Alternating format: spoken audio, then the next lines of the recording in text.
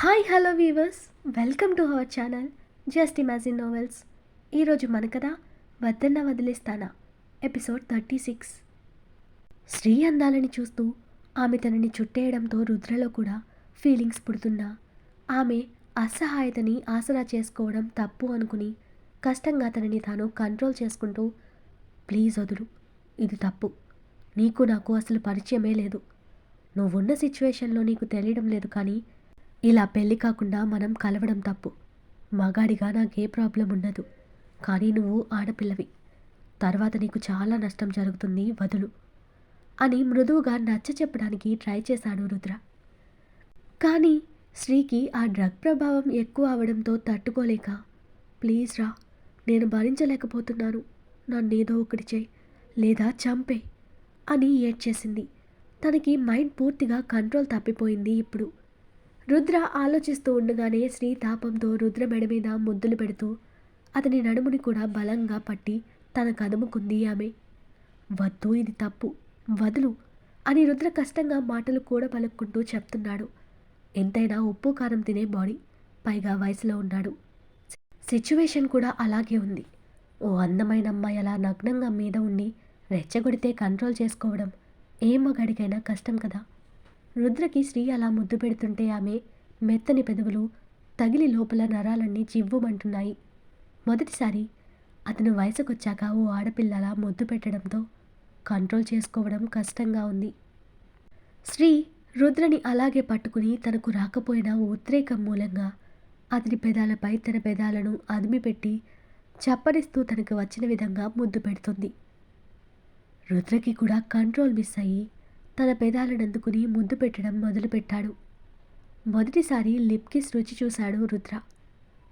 రుద్ర మెల్లగా ముద్దు పెడుతూ తనతో డాక్టర్ అన్న మాటలు గుర్తు తెచ్చుకుని శ్రీ ఫేస్ చూస్తూ, మనకి రాసి పెట్టుంది కనుకే నువ్వు నా కంటికి కనపడ్డావు, నీ బాధ చూసాక నిన్ను వదలాలనిపించలేదు, నేను నిన్ను పెళ్లి చేసుకుంటాను, నా వల్ల నీ జీవితం నాశనం అవ్వడం నాకు ఇష్టం లేదు, ఇప్పటి నుండి నువ్వు నా దానివి, ఏం జరిగినా నిన్ను వదలను అని మనసులోనే ప్రమాణం చేసుకున్న రుద్ర అప్పటిదాకా ఆమెని పరాయిదానిలా అనుకుని తనతో ఇంటిమేషన్ తప్పని భావించి దూరం పెట్టినవాడు ఆ క్షణం నుండి ఆమెని తన మనిషిగా, తనకు కాబోయే భార్యగా ఫీల్ అవుతూ శ్రీపై ఇష్టంతో ముద్దు కొనసాగిస్తూ ముందడుగు వేశాడు రుద్ర.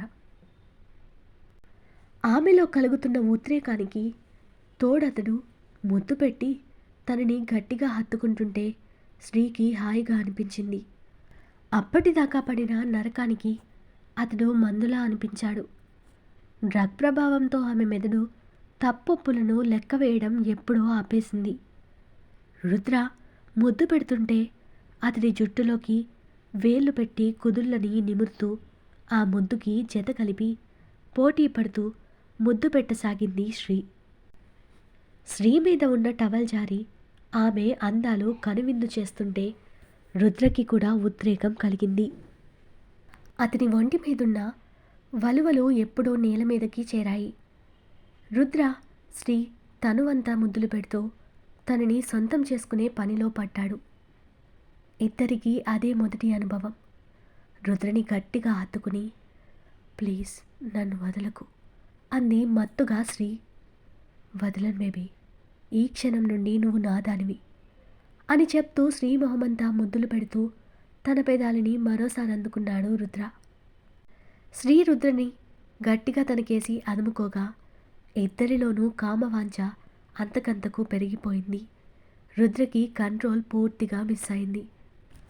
రుద్ర తన పెదాలని జుర్రుకుంటుంటే శ్రీ అతని మెడ మీద ఒక చేత్తో నిమురుతూ మరో చేయిని రుద్ర వీపుని చుట్టేసి తమకంతో తడుముతూ ఇంకా ఏదో కావాలనే విరహంతో అల్లాడిపోతుంది ఆ డ్రగ్ ఎఫెక్ట్ వల్ల. రుద్ర తన పెదాలని ఎంతకీ వదలకపోవడంతో శ్రీకి ఊపిరాడక అతని వీపు మీద కొడుతూ దూరం జరగడానికి చూసింది. రుద్ర శ్రీ అవస్థ అర్థమై తన పెదాలు వదిలి తన కంఠం మీదకి చిన్నగా కొరికి కిందకి దిగి తన పరువాలని పెదాలతో అభిషేకిస్తూ చేతులతో ఆమె తనువుని కొలుస్తూ ఆమెలో మరింత తమకాన్ని పెంచాడు. తన నడుముని నాభిని ముద్దాడి తనలో ప్రకంపనలు సృష్టించాడు రుద్ర. ఆమె తీయని మూలుగులకు అతడు మరింత ఉత్సాహంతో ముందుకు వెళ్తున్నా కానీ రుద్రలో తడపాటుతో పాటు ఆత్రం కూడా అంతే ఉండి మొదటిసారి కాబట్టే కాసేపు తికమక పడ్డాడు. అతని దూకుడుతనంతో ఆమెని మొదట పెయిన్ ఇస్తున్నా తనలో ఉన్న డ్రగ్ ప్రభావానికి ఆమెకి నొప్పి తెలియలేదు. ఇంకా ఏదో కావాలి అనే తపనతో రుద్ర ఏం చేసినా సహకరిస్తూ అతడికి పూర్తిగా సొంతమైంది. రుద్ర తనతో తొలి అనుభవంలో శృంగారానికి ఓనమాలు దిద్ది ఆమెని పూర్తిగా అనుభవించి సంతృప్తి పడ్డాడు. రుద్ర దూరం జరిగినా తను పోనివ్వక ఆ రాత్రంతా నిద్రకి దూరమై మన్మథ యుద్ధం చేసి అలసి ఎప్పుడో తెల్లవారుజామున నిద్రకి ఉపక్రమించారు ఇద్దరు. శ్రీకి డ్రగ్ ఎఫెక్ట్ తగ్గడంతో రుద్ర చేసిన తీయని గాయాలతో పాటు మొదటిసారి కలయిక వల్ల తనకి విపరీతమైన బాడీ పెయిన్స్తో పాటు కడుపులో ప్రైవేట్ పార్ట్స్లో కూడా నొప్పి భరించలేకపోయింది. మత్తు వదిలి తామున్న పొజిషన్ జరిగినది తలుచుకుని గట్టిగా ఏడ్చేసింది శ్రీ. ఆమె ఏడుపు విని బద్ధకంగా కళ్ళు తెరిచిన రుద్ర కంగారు పడుతూ పైకి లేచి నైట్ జరిగిన దానికి రుద్ర ఆమెకి సారీ చెప్తూ దగ్గరగా జరిగాడు ఆమెకి. శ్రీ గిల్టీతో అరచేతుల్లో మొహం దాచుకుని వెక్కి వెక్కి ఏడుస్తుంటే రుద్రకి గిల్టీగా అనిపించింది. ప్లీజ్ ఏడవకు, నువ్వు కావాలని ఇదంతా చేయలేదు కదా, నీ భయం కూడా నాకు అర్థమైంది. నువ్వేమీ నీ లైఫ్ నాశనమైందని టెన్షన్ పడకు. నేను వదిలేస్తాను అనుకోవద్దు. మనం త్వరలోనే పెళ్లి చేసుకుందాం. అప్పుడు నీకు మనం తప్పు చేశామనే బాధ ఉండదు. నేనెవరో ఎలాంటి వాడినో అని ఆలోచించాల్సిన పని లేదు. నా పేరు రుద్రదేవ్. దేవ్ ఇండస్ట్రీస్ ప్రతాప్ గారు మా నాన్నగారు. నువ్వు ఇంటికి వెళ్ళిన తర్వాత జరిగింది మీ వాళ్ళకి చెప్తావో లేదంటే వేరే విధంగా చెప్తావో నీ ఇష్టం. నేను నీకు నచ్చితే నన్ను పెళ్లి చేసుకోవడం నీకు ఇష్టమైతే నా గురించి మీ ఇంట్లో వాళ్ళకి చెప్పు. వాళ్లకు నీకు నాతో పెళ్ళి ఓకే అనుకుంటేనే వెంటనే నాకు ఫోన్ చేయి. నేను మా నాన్నని ఒప్పిస్తాను. మనం పెళ్లి చేసుకుందాం. ఏమంటావు అని సౌమ్యంగా అడిగాడు రుద్ర.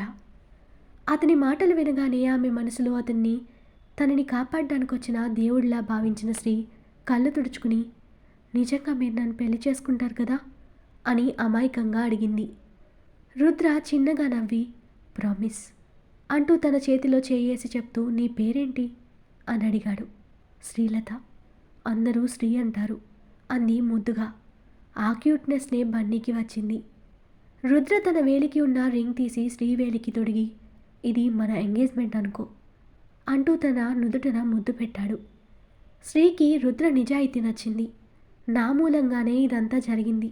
ఇందులో మీ తప్పు కంటే నాదే ఎక్కువ ఉంది. కానీ నేను కావాలని ఇలా చేయలేదు అంటూ జరిగింది తలుచుకుని మళ్ళీ కన్నీళ్లు పెట్టుకున్న శ్రీని చూసి ఏడవకు ప్లీజ్. నువ్వేడిస్తే నాకు గిల్టీగా ఉంది. మనం తొందరలోనే పెళ్లి చేసుకుందాం అని ఆమె కన్నీళ్లు తుడిచి శ్రీ ఇదిగో నా ఫోన్ నెంబర్ అంటూ తన నెంబర్ డీటెయిల్స్ ఉన్న కార్డ్ శ్రీకి ఇస్తాడు రుద్ర. రుద్ర వైపు కృతజ్ఞతగా చూస్తూ నిజంగా మీరు చాలా మంచివారండి అంది శ్రీ.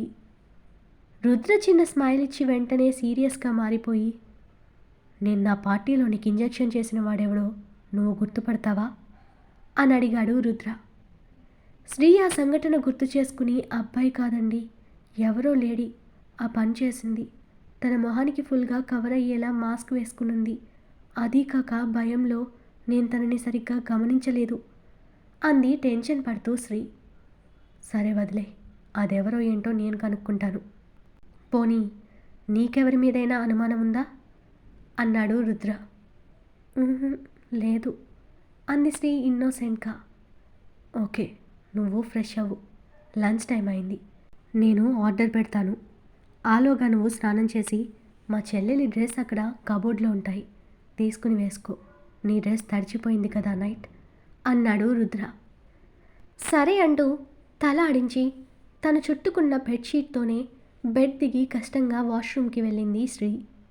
ఒక్క నైట్లో ఆమెకు దగ్గరవ్వడం వాళ్ళ ఇంటిమసి రుద్రకి ఏం బాధగా లేదు. శ్రీ అమాయకత్వం అతనికి నచ్చింది. తన లైఫ్లో శ్రీ ఉంటే ఆనందంగా ఉండగలను అని రుద్ర డిసైడ్ అయ్యాడు. రుద్ర శ్రీని తీసుకుని నైట్ టైం హోటల్కి రావడం చూసిన ఒకరు ప్రతాప్ గారితో పరిచయం ఉండటంతో ఆయనకి ఫోన్ చేసి మీ రుద్ర దారి తప్పేలా ఉన్నాడు ప్రతాప్ గారు, జాగ్రత్త పడండి అని రుద్ర అమ్మాయితో హోటల్కి వెళ్ళాడని చెప్పి జాగ్రత్తని ఉచిత సలహా కూడా ఇచ్చారు. దానితో ఆయన కలవరపడ్డాడు. హోటల్ రూమ్కొచ్చే అమ్మాయి ఉంటే తను ఎలాంటిదో అనుకున్న ఆయన రుద్ర తనకి కోడలిగా అర్హత లేని అమ్మాయిని ఇష్టపడి ఎక్కడ తన పరువు తీస్తాడో అని భయపడి వెంటనే రుద్రకి ఫోన్ చేశారు ప్రతాప్ గారు. స్నానం చేసి ఫుడ్ ఆర్డర్ చేసిన రుద్రకి తండ్రి దగ్గర నుండి కాల్ రావడంతో, హలో నాన్న, చెప్పండి అన్నాడు. రుద్ర, ఎక్కడున్నావు అన్నారు గంభీరంగా ఆయన. మన హోటల్లోనే నాన్న, ఏమైంది అన్నాడు రుద్ర డౌట్గా. ఏం లేదులే కానీ ఎవరెవరున్నారు అని అడిగారు కొడుకు నిజం చెప్తాడా లేదా అని టెస్ట్ చేస్తూ. రుద్ర నొసలు రబ్ చేసుకుంటూ, నాన్న, నాతో ఏ విషయమైనా స్ట్రైట్గా ఉండండి, అంతేకాని డొంక తిరుగుడొద్దు అన్నాడు రుద్ర సీరియస్గా. తండ్రి క్వశ్చన్లోనే రుద్రకి అర్థమైంది ఆయనకి విషయం తెలిసే అడుగుతున్నారని. ఆయన గట్టిగా శ్వాస పీల్చి వదిలి, నువ్వు నైట్ ఎవరో అమ్మాయిని హోటల్కి తీసుకువెళ్ళావంట, నిజమా అన్నారు సూటిగా ప్రతాప్ గారు. రుద్ర తడుముకోకుండా, నిజమే, తనెవరో కాదు, మీ కాబోయే కొడలేనన్నా. తన పేరు శ్రీలత. చాలా అనుకువైన అమాయకురాలు. మనలాగా రిచ్ కాదు, కానీ పద్ధతి గల అమ్మాయే. అండ్ తననే నేను పెళ్లి చేసుకోవాలనుకుంటున్నాను నాన్న. ఈ విషయంలో నేను నా డెసిషన్ మార్చుకోను. ఎందుకంటే నైట్ అనుకోకుండా మేము తొందరపడ్డాం. తనకి మాటిచ్చాను, తననే పెళ్లి చేసుకుంటానని. నా మాటని మీరు కూడా ఒప్పుకుంటారని నేను నమ్ముతున్నాను నాన్న. ఏమంటారు అన్నాడు రుద్ర స్ట్రైట్గా. అప్పుడే ఏమండి అని చాలా మృదువుగా పిలిచింది శ్రీ. రుద్ర ఫోన్ మాట్లాడడం ఆమె గమనించలేదు. ఆమె వాయిస్ ప్రతాప్ గారు కూడా వింటారు. 1 minute అని శ్రీకి సైగ చేశాడు రుద్ర. దాంతో సైలెంట్గా నిలబడిందామె. ప్రతాప్ గారు ఏం మాట్లాడకపోవడంతో, నాన్న అన్నాడు రుద్ర. నువ్వు డెసిషన్ తీసుకున్న తర్వాత నేను చేసేదేముంది అని అసహనంగా ఫోన్ కట్ చేశారు ఆయన. రుద్ర కూడా ఫోన్ కట్ చేసి, ఏంటి శ్రీ అన్నాడు తన వైపు చూసి. శ్రీ భయంగా, మీ నాన్నగారు ఏమన్నారు అంది. రుద్ర నవ్వి, చెప్పానుగా ఆయన నా మాట కాదనరని అంటూ స్నేహ డ్రెస్ టైట్ అవ్వడంతో ఇబ్బందిగా ఉన్న శ్రీ ఫేస్ చూసి వెంటనే తనకు తెలిసిన షాప్కి ఫోన్ చేసి శ్రీ మెజర్మెంట్స్తో డ్రెస్ తెమ్మని చెప్పాడు రుద్ర. ఇద్దరూ లంచ్ చేసిన తర్వాత శ్రీ గిన్నెలని నీట్గా సర్దబోతుంటే ఆపి అప్పుడే తను ఆర్డర్ చేసిన డ్రెస్ రావడంతో అది శ్రీ చేతిలో పెట్టి, శ్రీ, ఇవన్నీ చేయడానికి వర్కర్స్ ఉన్నారు. ఆ డ్రెస్ నీకు టైట్గా ఉంది కదా, ఇది వేసుకునిరా అన్నాడు రుద్ర కవర్ అందిస్తూ. ఎందుకండి మళ్ళీ తెప్పించడం? నా డ్రెస్ ఉతికి ఆరేశాను, కాసేపుంటే అదే వేసుకునేదాన్ని కదా అంది శ్రీ నొచ్చుకుంటూ. ఆ ఒక్క మాటతో శ్రీకి డబ్బు పట్ల, బట్టలు నగల మీద పెద్దగా ఆశలు లేవని, ఫ్రీగా వచ్చేదానికి ఎగబడే టైప్ కాదని, తను ఆత్మాభిమానం కలదని ఆ ఒక్క మాటతోనే అర్థమైంది రుద్రకి. అనుకోకుండానే నాకు ఇంత మంచి అమ్మాయి దొరికింది. మా అమ్మ ఉంటే ఎంత సంతోషించేదో ఇలాంటి కోడలు వస్తున్నందుకు అనుకుని నవ్వుకున్నాడు రుద్ర. శ్రీ, ఇది నేను ఇస్తున్న ఫస్ట్ గిఫ్ట్ కదా, కాదనకుండా తీసుకో అన్నాడు రుద్ర. రుద్ర ఆ మాట అన్నాక కాదనలేకపోయింది శ్రీ. తన వాళ్ళు తను ఇప్పటిదాకా రాలేదని, ఏమయ్యానో అని టెన్షన్ పడతారు. ఇప్పుడు ఎక్కడికి వెళ్ళావని అడిగితే వాళ్ళకి ఏం సమాధానం చెప్పేది అని శ్రీ ఆలోచిస్తూనే డ్రెస్ మార్చుకుని ఓ డెసిషన్కి వచ్చింది. అమ్మా నాన్నకి నిజమే చెప్తాను అనుకుంది. తన ఫోన్ చూడగానే నిన్నటి నుండి చాలా మిస్డ్ కాల్స్ శివాని నుండి, తండ్రి నుండి వచ్చాయి. ఇంకా మెసేజ్లు కూడా ఉండడం చూసి శ్రీ వెంటనే వాళ్ళ నాన్నకి ఫోన్ చేసింది. ఆయన ఫోన్ తీయగానే, నాన్న సారీ, అనుకోకుండా నిన్న నైట్ లేట్ అయింది, ఇప్పుడు ఇంటికి వస్తున్నాను, వచ్చాక మీతో అన్ని విషయాలు చెప్తాను, నేను బాగానే ఉన్నాను, టెన్షన్ పడకండి, మీకు చెప్పనందుకు క్షమించండి అని గబగబా చెప్పేసింది శ్రీ.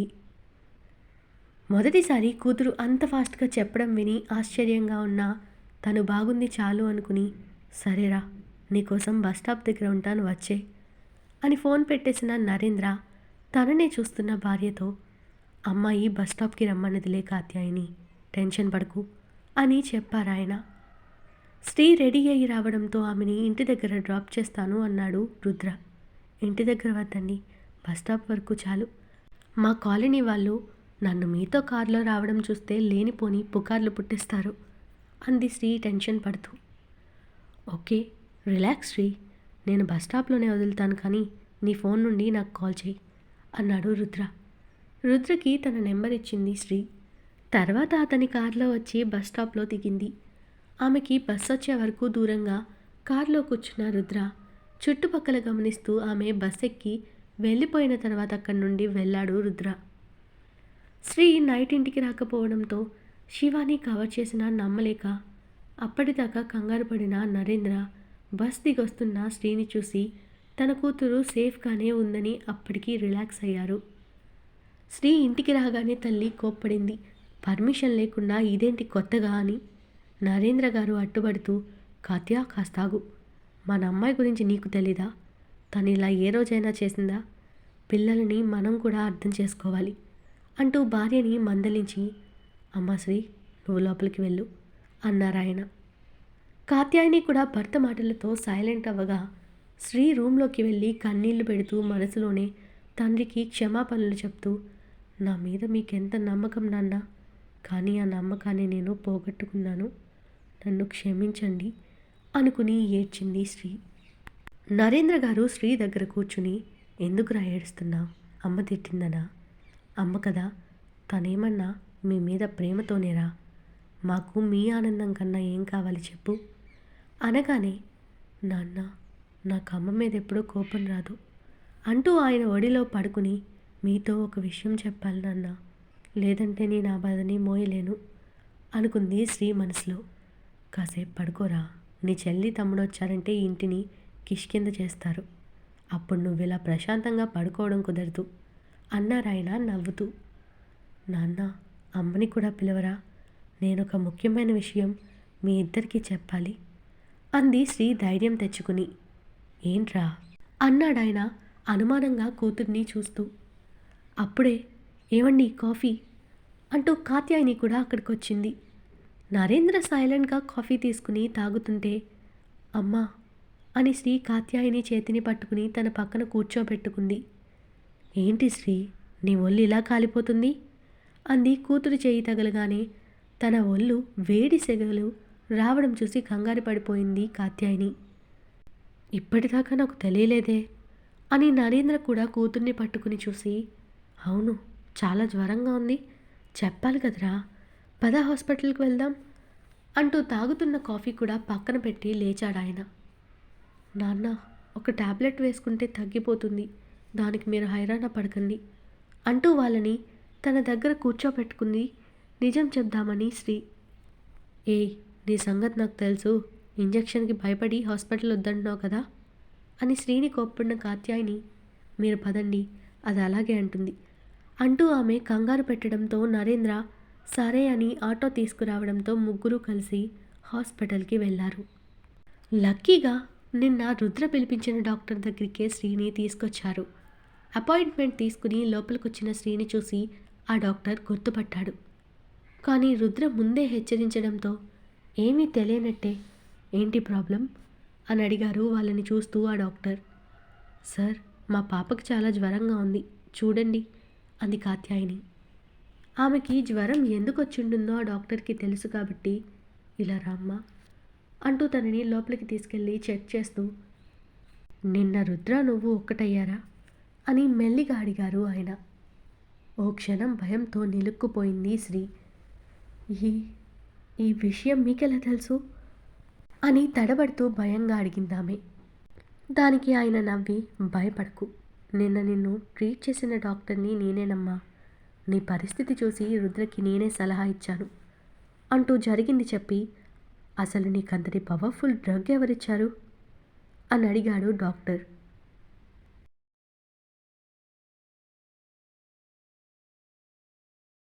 Thanks for watching. ఈ స్టోరీ మీకు నచ్చినట్టయితే స్టోరీని లైక్ చేసి కామెంట్ రూపంలో మీ అభిప్రాయాన్ని తెలియచేయండి. అలానే ఛానల్ని సబ్స్క్రైబ్ చేసుకుని బెల్ ఆప్షన్ మీద క్లిక్ చేసి ఆల్ అనే ఆప్షన్ని ఎంచుకోండి. అప్పుడే నేను ఇచ్చే ప్రతి అప్డేట్ మీకు టైంకి చేరుతుంది.